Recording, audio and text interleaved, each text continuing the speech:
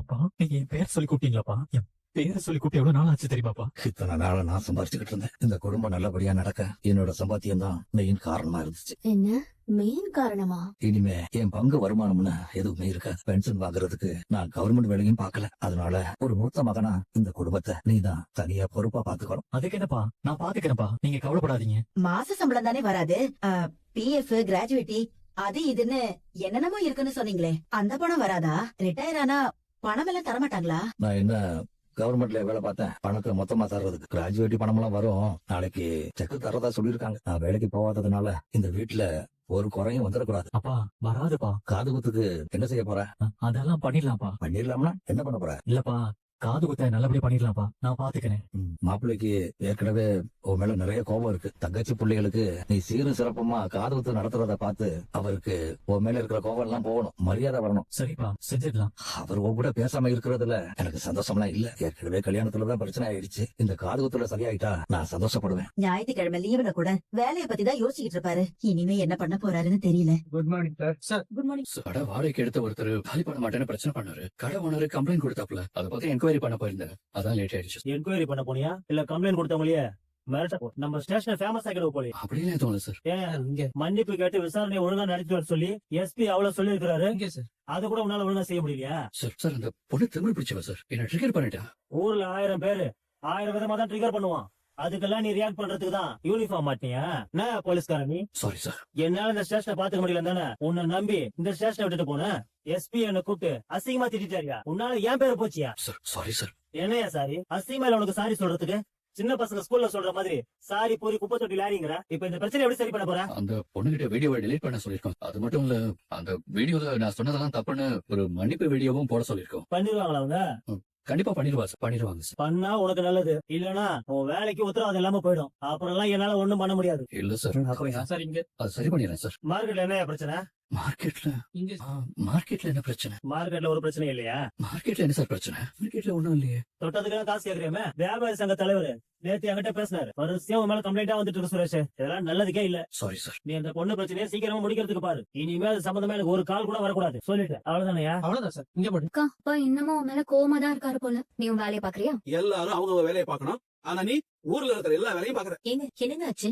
இவ இன்னும் அந்த வீடியோவை டெலீட் பண்ணல காஞ்சனா, மன்னிப்பும் கேட்கல. நானும் எத்தனையோ தடவை சொல்லி பாத்துட்டேங்க. பிடிவாதமா இருக்கா. மறுபடியும் ஆரம்பிக்காதீங்க ப்ளீஸ், போதும். தங்கராஜ் சார் தான் கூப்பிடுறாரு. என்ன சொல்ல போறேனே தெரியல. Hello sir. ராமூர்த்தி, இன்னைக்கு வேலைக்கு வந்தீங்களா? வந்தானே சார். அப்படியா? இல்ல நான் பாக்கல. வீட்டுல எல்லாரும் நல்லா இருக்காங்களா? இருக்காங்க சார். உங்க பொண்ணு ஆரம்பிச்சு வச்ச பிரச்சனைக்கு முடிக்க சொன்னேன், அது என்ன முடிச்ச மாதிரி தெரியல. அது வந்து சார், வீடியோ என்ன சுத்திக்கிட்டு தானே இருக்கு. ஃபார்வர்ட் பண்ண 4 பேரை என்ன பண்ணணும்னு என் ஆளுங்க கிட்ட நான் சொல்லிட்டேன். வீடியோ போட்டவங்களுக்கு என்ன பண்ணணும்னு நீங்க சொல்லுங்க சார். அது விஷயமா தான் சார் பேசிக்கிட்டு இருந்தோம். இப்ப வீடியோவை டெலீட் பண்ணுவா சார்? நான் வேணா ஒரு நல்ல ஜோசியரா பார்த்து பேசி 4 நட்சத்திரம் பார்க்க சொல்லட்டுமா? இல்ல சார், இல்ல சார், இல்ல. நான் இப்பவே டெலீட் பண்ண சொல்றேன். ராமூர்த்தி, என்கிட்ட பல வருஷமா நீங்க வேலை பாத்தீங்கிற ஒரே காரணத்துக்காக தான் இந்த விஷயத்த உங்க இடத்துல வேற யாராவது இருந்திருந்தா என்ன நடக்கணும் தெரியும் சார். நான் மாதிரி கிட்ட பேசுறேன் சார். நான் சொன்னது இன்னும் 1/2 மணி நேரத்துக்குள்ள நடக்கணும். இந்த வீடியோ எங்கேயும் இருக்கக்கூடாது, புரியுதா? புரிஞ்சது சார். நல்ல போன வச்சு. தங்கராஜ் சார் தான் பேசினாரு. ஒழுங்கு மரியாதையா அந்த வீடியோவை டெலீட் பண்ணிட்டு மன்னிப்பு வீடியோ போடு. இல்லனா அவர் என்ன பண்ணுவாரா? ஊர்ல இருக்கிறவங்களுக்கு நியாயம் வாங்கி கொடுக்குறேன்னு சொந்த குடும்பத்தை இல்லாம பண்ண போறியா? அப்பா, உங்க ஓனரோட மச்சம் பண்ணதெல்லாம் கேவலமான விஷயம்.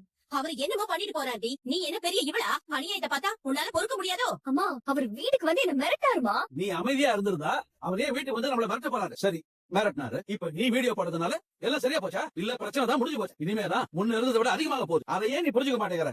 அப்பா, என்ன நடந்தாலும் நான் பாத்துக்கிறேன். கிழிப்ப மரியாதையா அந்த வீடியோவை டெலீட் பண்ணு. முடியாதுமா. மதி, நீ பெரிய தப்பு பண்ற. தங்கராஜ் சார் எதிர்த்து நம்மளால ஒண்ணுமே பண்ண முடியாது. முதல்ல எனக்கு வேலை போயிடும், அப்புறம் நிறைய பிரச்சனை வரும். ஊர்ல என்ன வேற வேலையா இல்ல?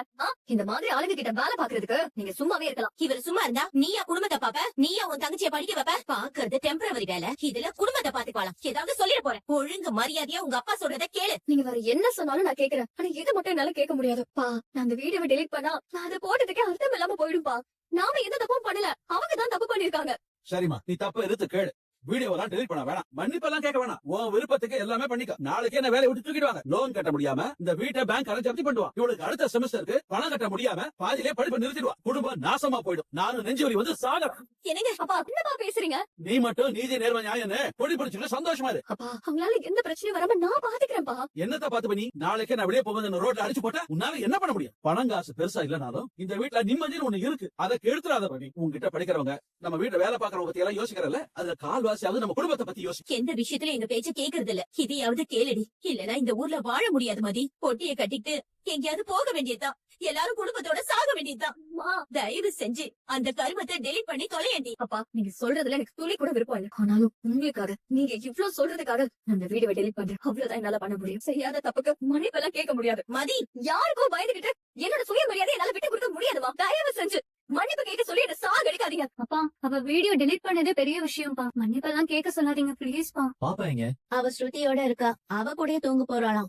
என்ன யோசனை எல்லாம் பலமா இருக்கும் போல. ஒண்ணும் இல்ல. காது குத்துறத பத்தி தானே யோசிக்கிறீங்க.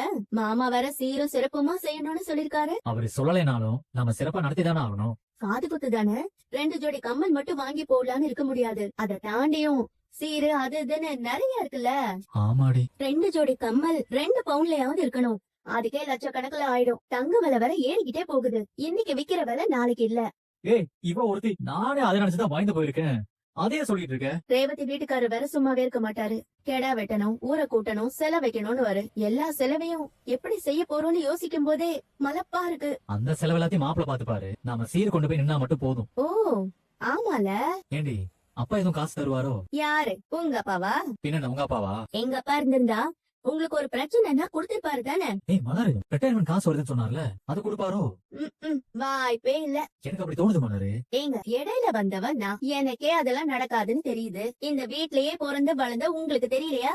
எனக்குன்னா ஒரு வேலை அப்பா செய்ய மாட்டாரு. ஆனா அவருக்கு பிடிச்ச தங்கராஜ மாப்பிளைக்கு கண்டிப்பா செய்வாரு. அவர் வீட்டு விசேஷத்துல நமக்கு கெத்தா நிக்கணும்னு அப்பா நினைப்பாருல்ல. என்னடி அப்படி பாக்குற?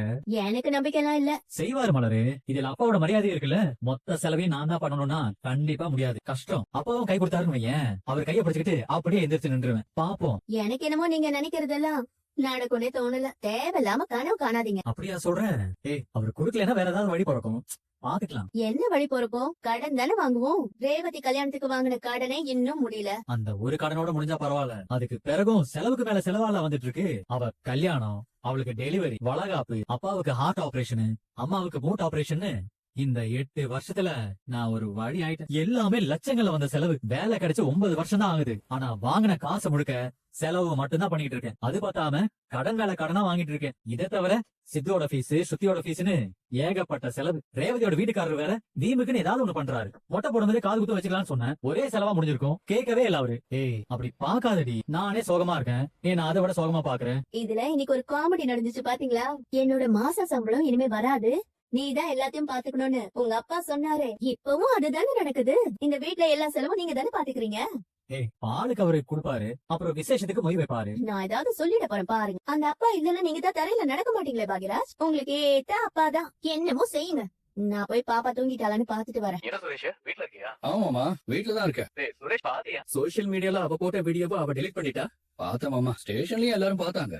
அது எப்படி? நாம சொல்லி ஒருத்தி கேட்காம இருப்பாளா? இப்பவும் பாய் தானே மாமா கேட்டிருக்கா. இன்னும் மன்னிப்பு கேட்டு வீடியோ எதுவும் போடலையே. வீடியோவை டெலிட் பண்ணது வரைக்கும் நல்லதுன்னு நினைச்சுக்க. அப்புறம் இந்த பஞ்சாயத்தெல்லாம் எல்லாரும் 2 நாள்ல மறந்துடுவாங்க. அவ்வளவுதான். சுரேஷ் வேணா ஒண்ணு பண்ணலாம்.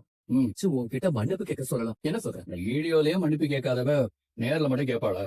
அதுக்குதான் அவங்க அப்பா இருக்கானே, அவனை போய் எடுத்தோட வச்சுக்கோ. தானா வந்து மன்னிப்பு கேட்க போறா. அப்படியா? என்னதான் வீடியோல ஊருக்கு முன்னாடி மன்னிப்பு கேட்டாலும் அவ அவமானப்பட்டு கூடி குறுகி நிக்கிறத நீ பாக்கணும். கரெக்ட் தான் மாமா. அப்ப அதுக்கான ஏற்பாட்டை நம்ம பண்ணிட்டா போச்சு. நீ போன வை, மத்தத நான் பாத்துக்கிறேன். சரி மாமா. நான் எதுக்கு சார் உங்ககிட்ட மன்னிப்பு கேட்கணும்?